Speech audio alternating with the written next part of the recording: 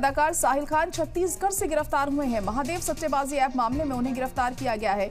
Mumbai police ने जगदलपुर से उन्हें गिरफ्तार किया है। साहिल खान को मुंबई लाया गया। साहिल खान को आज कोर्ट में पेश किया जाएगा।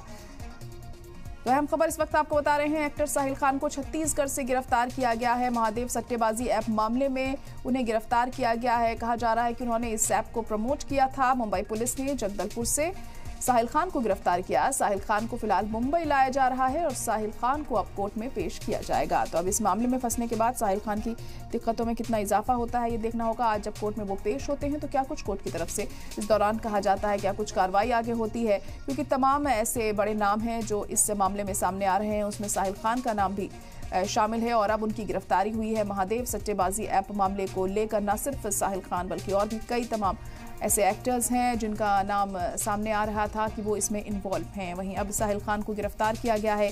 मुंबई पुलिस ने जगदलपुर से साहिल खान को गिरफ्तार किया है। साहिल खान को मुंबई लाया गया है। साहिल खान को आज कोर्ट में पेश किया जाएगा। तो ऐसे में क्या कुछ और पेशी के दौरान उनकी होता है ये देखना होगा।